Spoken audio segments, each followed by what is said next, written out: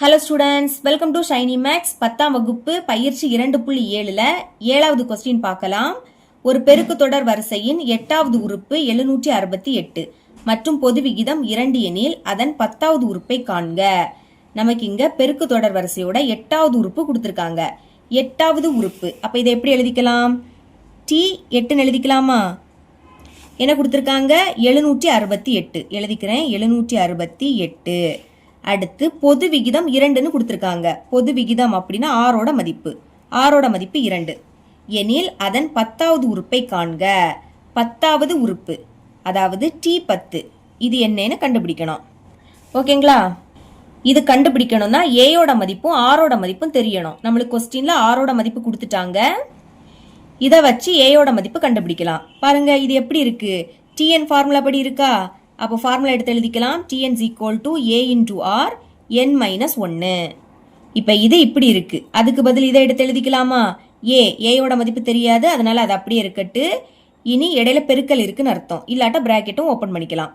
அடுத்து ஆரோட மதிப்பு 2. அப்போ ஆருக்கு பதில் 2 எழுதியாச்சு. இனி அடுக்க பாருங்க, அடுக்குல n இருக்கு. n உடைய பிளேஸ்ல இங்க என்னது இருக்கு? 8 இருக்கா? அப்போ n-க்கு பதில் 8. அப்புறம் அந்த -1 சமத்துக்கு அந்த பக்கம் 768 இருக்கு. இப்போ A × 2 8ல இருந்து 1 கழிச்சா 7ன்னு கிடைக்கும். அங்க 768 இருக்கு. இப்போ A தானே கண்டுபிடிக்கணும். அப்ப ஏயை மட்டும் இங்க வச்சுக்கலாம். அங்க 768.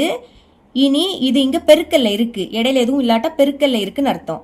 அப்ப இது இங்க வந்துன்னா வகுத்தல மாறும். அப்ப பைக்கு கீழே 2/7 எடுத்து எழுதிக்கலாம். சரிங்களா? இந்த பிராக்கெட் போடணும்னு அவசியம் கிடையாது. இப்போ மேலே என்னது இருக்கு? 768 எழுதிக்கலாம். 768. அடுத்து பை, இங்க 2/7 இருக்கு. அதாவது அடுக்குல 7 இருக்கு. அப்போ இந்த 2 7 வாட்டி எழுதணும். எழுதிக்கலாம். 1 2 3 4 5 6 7. புரியுதா? அடுக்குல 7. அப்போ 2 7 வாட்டி எழுதிக்கணும். இப்போ 2ஆம் வாய்ப்பாடு கேன்சல் ஆகும். 2 2 7ல 2 3 வாட்டி இருக்கும். 3 2 6 7ல இருந்து அந்த 6 கழிச்சா பாக்கி 1. அந்த 1 இங்க எழுதிக்கணும். இது இப்போ 16. அப்ப 8 2 16. இனி 8 2ஆம் வாய்ப்பாடுல வரும். எப்போனா 4 2 8. மறுபடியும் 2ஆம் வாய்ப்பாடு கேன்சல் ஆகும். 2 2 3ல 2 ஒரு வாட்டி தான் இருக்கும். 2 2. இப்போ 3ல இருந்து அந்த 2 கழிச்சா பாக்கி 1. இது இப்போ 18.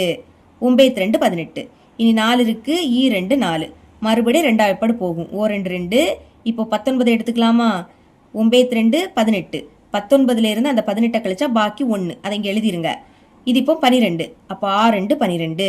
மறுபடியும் 2ஆம் வாய்ப்பாடு கேன்சல் பண்ணலாம். 2 2 9ல 2 4 வாட்டி இருக்கும். 4 2 8. 9ல இருந்து அந்த 8 கழிச்சா பாக்கி 1. இது இப்போ 16. அப்போ 8 2 16. மறுபடியும் 2 2 4 இருக்கு. 2 4. இனி 8 இருக்கு. 4 2 8.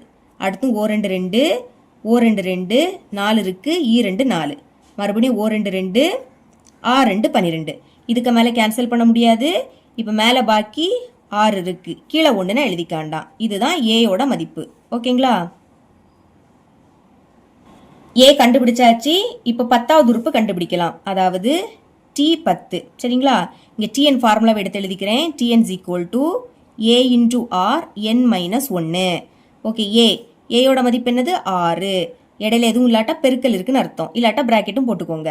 இனி ஆரோட மதிப்பு 2. அப்ப ஆருக்கு பதில் 2 எழுதிக்கலாம். என்னுடைய பிளேஸ்ல இங்க என்னது இருக்கு? 10 இருக்கு. அப்ப n-க்கு பதில் 10. அப்புறம் அந்த -1. இனி 6 பெருக்கல் 2. 10ல இருந்து 1 கழிச்சா என்ன கிடைக்கும்? 9ன்னு கிடைக்கும். இனி 6 பெருக்கல் 2/9 மதிப்பு கண்டுபிடிக்கலாமா? பாருங்க, இங்க அடுக்குல 9 இருக்கு. அப்ப 2 9 வாட்டி எழுதி பெருக்கணும். எழுதிக்கலாம். 1 2 3 4 5 6 7 8 9. புரியுதா? அடுக்குல 9 இருக்கு. அப்ப 2 9 வாட்டி எழுதி பெருக்கணும். 9 வாட்டி எழுதியாச்சு. இப்ப பெருக்கலாமா? 2 4 4 2 8 8 2 16. 16 2 பெருக்குனா 32. 32 2 பெருக்குனா 64. இனி 64 கூட 2 பெருக்கலாமா? 64 2 4 2 8 6 12. 128 கூட அடுத்து ஒரு 2 பெருக்கலாம். 8 16. அப்ப 6 பாக்கி 1. 2 4. 4 கூட 1 கூட்டினா 5. அடுத்து 1 2. இனி இதுக்கு கூட மறுபடியும் ஒரு 2 பெருக்கிருங்க. 6 12. அப்ப 2 பாக்கி 1. 5 10. 10 கூட 1 கூட்டினா 11. அப்போ 1 இங்க பாக்கி 1 இங்க. 2 4, 4க்கு கூட 1 கூட்டினா 5. அப்போ என்ன கிடைக்குது? 512ன்னு கிடைக்குது. இனி 512க்கு கூட 6 பெருக்கிருங்க. பெருக்கலாம். 6 2 12, 2 பாக்கி 1. 6 1 6, 6க்கு கூட 1 கூட்டினா 7. இனி 6 5 30. அப்போ என்ன கிடைக்குது? 3072ன்னு கிடைக்குது. இதுதான் 10வது உறுப்பு. பாக்ஸ் போட்டுடலாம். இவ்வளோ தான் இந்த சம்.